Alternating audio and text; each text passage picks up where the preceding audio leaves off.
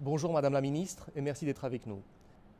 Vous parlez d'un engagement pour l'état de droit au niveau global. Qu'entendez-vous par là exactement? La responsabilité de protéger, moi je crois que c'est très important de pouvoir prévenir certains crimes, puisqu'il y a beaucoup de personnes qui vivent dans la violation des droits des hommes, des droits de l'homme, et je crois que c'est la responsabilité de chaque pays, de chaque État et de chaque gouvernement de pouvoir renforcer de plus les droits dans chaque secteur, dans le secteur du travail, dans la santé, dans chaque domaine, pour essayer de construire un État sur les droits de l'homme. Renforcer les droits de l'homme, c'est-à-dire prévenir aussi tous les crimes et les conflits qui peuvent suivre, puisqu'il y a souvent des crimes que nous laissons sans punition, nous laissons qui font partie de l'habitude, de la quotidiennité. Et je crois que c'est sur ça que nous devons intervenir un peu plus, puisque la plupart des actes que nous laissons sans punition risquent de devenir des crimes, des conflits et qui peuvent engendrer aussi des génocides. Le développement, dites-vous encore, n'est pas que croissance. Est-ce que vous pourriez m'en dire davantage?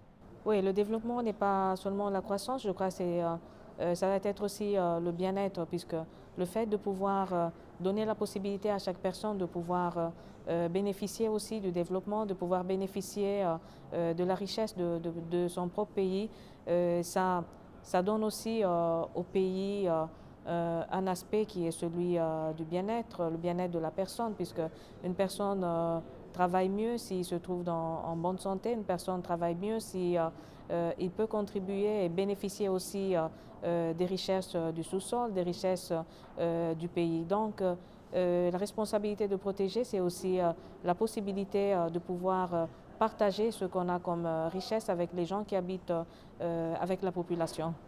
Quelle contribution croyez-vous que l'OIDD puisse avoir par les thèmes qu'elle soulève et par son action à ce débat sur le développement? Oui, c'est celui de pouvoir renforcer, comme j'ai à peine dit, chaque personne, les droits de chaque personne dans sa région. Et je crois que la directrice, Madame Khan, avec le concept qu'elle emmenait dans l'IDLO, le fait de pouvoir créer un état de droit, de renforcer le rôle de droit dans une nation, c'est de pouvoir aussi faire connaître l'importance des droits à chaque personne, puisque les personnes, en comprenant, en apprenant aussi, c'est-à-dire par l'âge, il y a aussi l'éducation, c'est-à-dire participer à l'éducation, à la formation. Les personnes peuvent aussi prendre soin de soi-même. Et l'IDLO peut donner une grande contribution à tout ça en essayant de faire participer à ce processus même les personnes qui sont les plus éloignées, les personnes qui ne sont pas capables de participer à certains processus. Et l'IDLO a les instruments, les capacités pour arriver à beaucoup de personnes. Donc je crois que son rôle est assez important et le fait de pouvoir investir sur les droits de l'homme, c'est une valeur à ajouter et c'est ça qui fait de la qualité dans le développement d'un pays.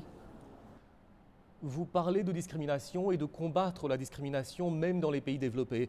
Alors une question plus personnelle si vous me le permettez, ces discriminations vous les avez connues, n'est-ce pas?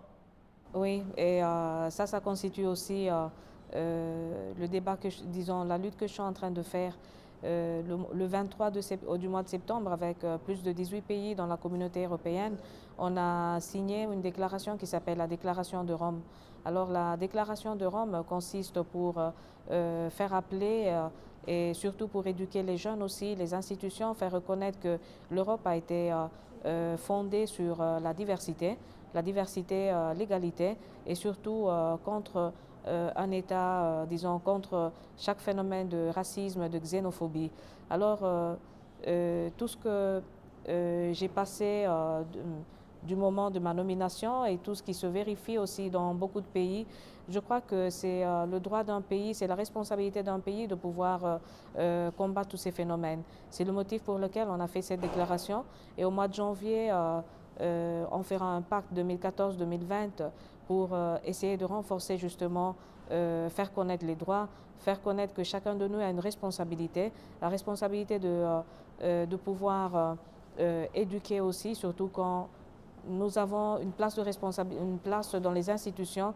Et quand nous sommes leaders politiques, on a la responsabilité aussi d'éduquer la population par ce qu'on fait, par notre discours.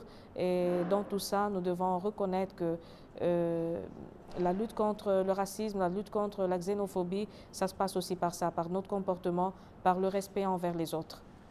Enfin, vous soulevez un thème qui est celui de l'identité multiple interne, pour ainsi dire, l'identité multiple des individus à l'intérieur de sociétés diverses. Comment entendez-vous cette identité multiple et ce respect qu'on doit avoir, selon vous, pour ces identités multiples à l'intérieur des individus? Oui, puisque chaque personne doit savoir que nous avons une diversité déjà en nous-mêmes.